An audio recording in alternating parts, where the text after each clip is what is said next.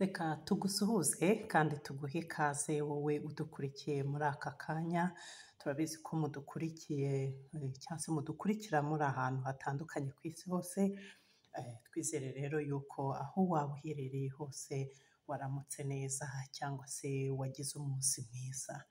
Niba kandi ibintu bitagenze neza nk'uko wari ubyiteze, turakubwira mbere na mbere tutikomera kandi tunakwibutsa yuko iki atari igihe cyo gucika intege, ahubwo haguruka ukore cyane, ushakishe, ugerageze wishakemo igisubizo kuko burya ibyiza bihora imbere. Uyu munsi biranga ariko ejo haba hari icyizere ko bizakunda, cyangwa se uyu munsi bigakunda ejo bikanga.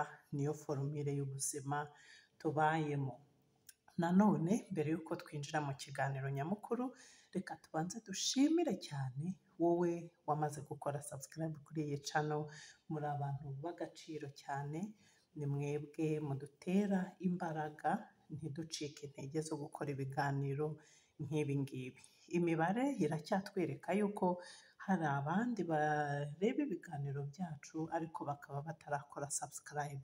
Niba uri umwe muri abo rero, reka tubanze nawe tukunyuriremo uko bikorwa, niba utarabikora bitewe no kutabimenya. Nureba hasi y'iyi video urabona amagambo yanditse subscribe, uyakandaho rimwe gusa bikaba biciyemo. Icyo bigufasha ni iki? Ni uko mu gihe tugize ikiganiro nk'iki dushyira hanze, uza mu ba mbere bagerwaho nacyo. Niba rero wifuza kudacikanwa n'ibindi biganiro, turagushishikariza kugenda umaze gukora subscribe. Reka rero dutangire. Nk'uko wamaze kubibona, tugiye kuganira iki uyu munsi? Tugiye kureba isoko y'ibyishimo nyakuri ni iyihe. Abantu benshi bashakisha ibyishimo mu bintu bitandukanye, urugero mu mitungo, mu bucuti, mu kazi keza ndetse n'ibindi. Ariko se ibyishimo nyakuri biva hehe? Icyo nicyo tugiye kuganiraho uyu munsi. Ikintu cya mbere rero gitanga ibyishimo nyakuri ni ukwimenya, kumenya uwo uri we. Ubumenyi bwa mbere butanga ibyishimo ni ukwimenya nk'uko tubivuze. Ibi bivuze iki rero? Bivuze ko kumenya ibikugize, intege nke zawe, imbaraga zawe, ndetse ukamenya n'ibikugirira umumaro ni ibintu by'ingenzi. Iyo umuntu yimenye aba atagihuzagurika, aba azi icyo ashaka ndetse n'impamvu abayeho. Ibi rero bikamutera ibyishimo. Kwimenya biduha amahoro yo mu mutima kuko nta mpamvu yo kwigereranya n'abandi cyangwa gushakisha ishimwe ritari ngombwa. Ikindi cya kabiri gitanga ibyishimo ni ukumenya ko ibintu byose burya bigira iherezo. Umubabaro urashira, ibyishimo bigashira, yewe n'icyubahiro ushobora kukigira uyu munsi ariko ejo bigahinduka kigashira. Iyo umaze kumenya rero ko ibihe bihindagurika nk'ikirere, uraruhuka, wakira ibihe byiza neza kandi n'ibibi ukabinyuramo ufite umutima ukomeye kuko uba uzi neza ko bizashira. Kumenya ibi kandi bituma dushima aho turi uyu munsi. Ntabwo turangwa n'abantu bahorana amaganya, oya. Icya gatatu gitanga ibyishimo ni ukumenya ko abantu twese turi kimwe. Turi abantu, twese tugira ibyishimo, twese tugira imibabaro, ndetse twese tugira ibyifuzo cyangwa se n'amakosa. Iyo tumaze kumenya ko twese turi bamwe, turababarirana iyo hagize udukosereza, tugafashanya, tukagira umutima utanga. Nk'uko umwana w'Imana yabivuze, yavuze ati there is more happiness in giving than receiving. Bishatse kuvuga iki?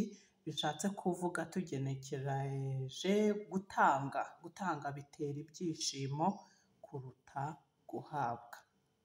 Icya kane rero gitanga ibyishimo ni ukumenya kunyurwa n'ibyo dufite.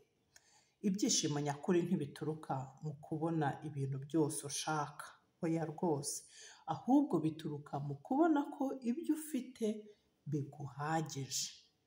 Iyo umuntu amenye gutuza kandi akishimira duke afite, ahorana umunezero ndetse n'amahoro yo mu mutima. Mu gusoza rero, twavuga ko iki kiganiro kidusigiye iki?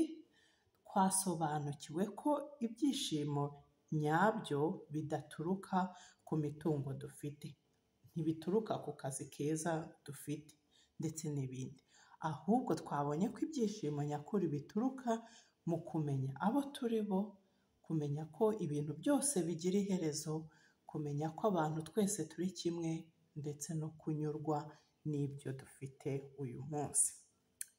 Wakoze cyane rero kubana natwe, cyane cyane wowe wabanye natwe tugitangira iki kiganiro, twizere yuko wungukiwe.